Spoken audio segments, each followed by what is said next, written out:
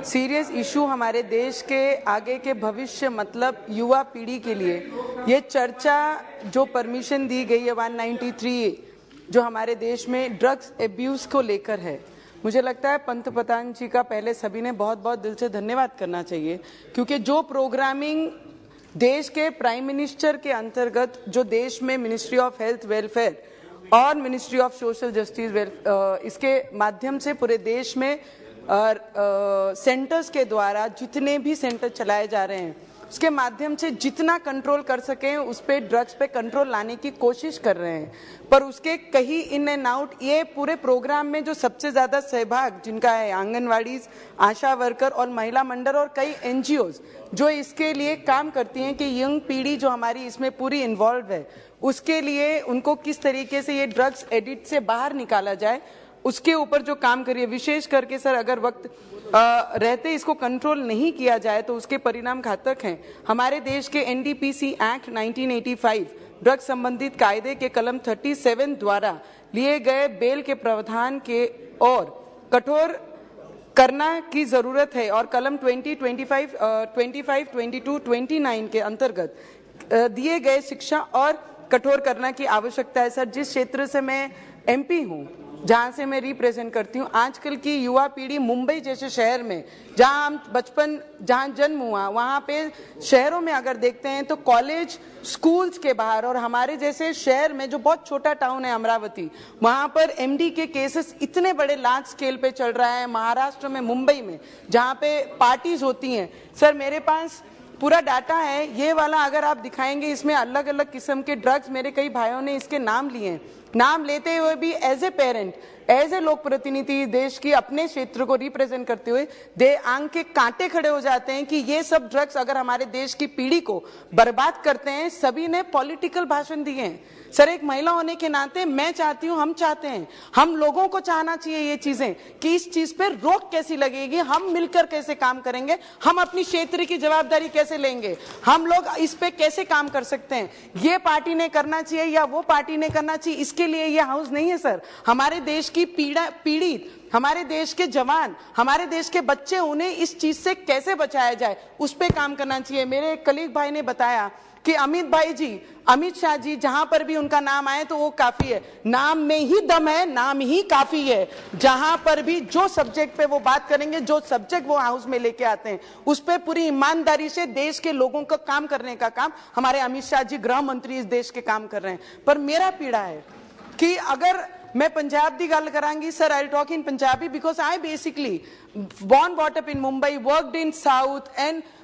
मेरी जनरेशन जो है वो पंजाब तो आनी है। पर पंजाब की जिहड़ी पीढ़ी हैगी है सारे ने क्या अपने ए बाजू तो कहे, कई लोगों ने इथों क्या पंजाब की हर गली हर पिंड विच जिस तरीके नाल साडी युवा पीढ़ी अरे आयोडेक्स जाम चे ब्रेड चे ला ला के मुंडे न्याणे उत्थे दे खांदे ने, ओ नशा करते ने, ओ नशा आंदा कित्थों है। गोलियां जिहड़ी बड़े आप ड्रग्स नहीं लै सकते तो गोलियां तो 50 रुपए 100 रुपए की जिहड़ी गोलियां है वो आप ड्रग्स दे मामले च यूज करके सारी यंग पीढ़ी जिहड़ी हैगी है। मेरे भरा ने हुण क्या सारे अब्रॉड चले जांदे ने, जिहड़े अब्रॉड जांदे ने वो तो चल जांदे ने, पर जिहड़े पंजाब रहिंदे ने उन्हां दा की?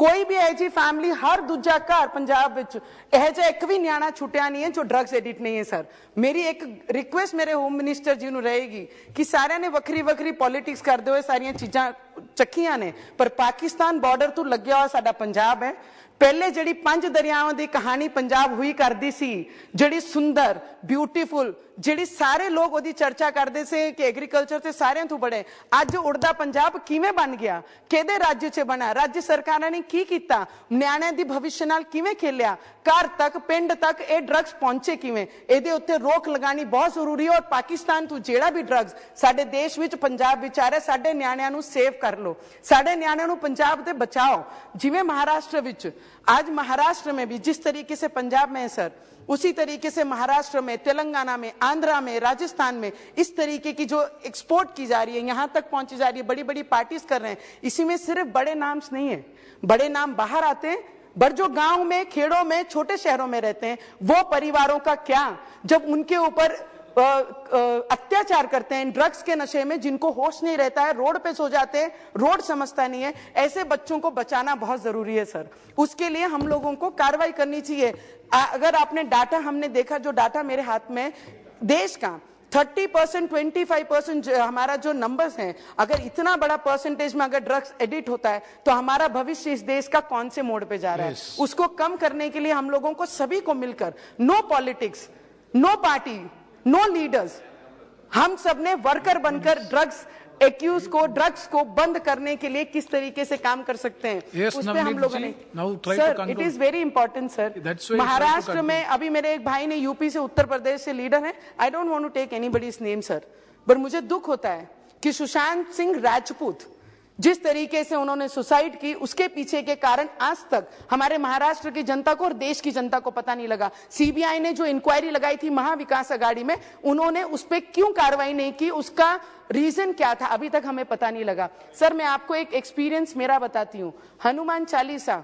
आई read Hanuman Chalisa chant in front of Uddhav Thackeray ji house. जब मैंने ये लाइन कहा तो मुझे मेरे घर में ही बांधा गया, और उसके बाद जब मुझे जेल 14 दिन हनुमान चालीसा मैं पठन करूंगी, जब मुझे जेल भेजा गया, तो जेल में जब लेडीज हूं के जेल में मैं बैरिकेड में थी, जब 2 घंटे के लिए, आधे घंटे के लिए खाने के लिए छुट्टी देते थे एज ए क्रिमिनल, तो हम जब उनसे बात करते थे, young girls, educated girls,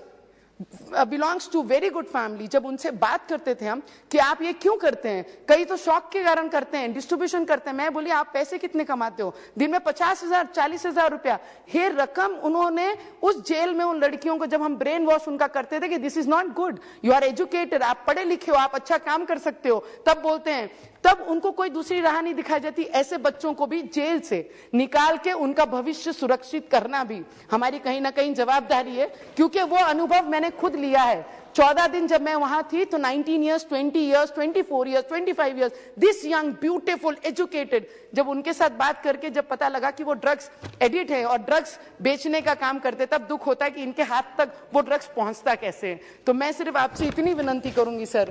please, हमें आप पर, हमारे गृह मंत्री पे, उनके डिपार्टमेंट पे, उन पे पूरा विश्वास है कि जो भी करेंगे हमारे देश की जनरेशन के लिए वो बहुत अच्छा करेंगे। माँ के पास ही बच्चा रोता है तो शायद ये आवाज बच्चे की है, वो आवाज अपनी सरकार, अपने डिपार्टमेंट तक पहुंचेगी। इतना मैं जरूर कहूंगी सर, 4 लाइन है, 4 लाइन बहुत सुंदर है जो हमारे बच्चों के, देश के बच्चों के लिए है। Sir, it is very important, ये मेरा पेन है जो मैं लोगों को, मेरे बच्चों को, हमारे यंगस्टर्स को देखते हुए फील करती हूँ। रोक दो नशे की दरियाओं में बहते हुए पानी को, अभी भी वक्त है, बचा लो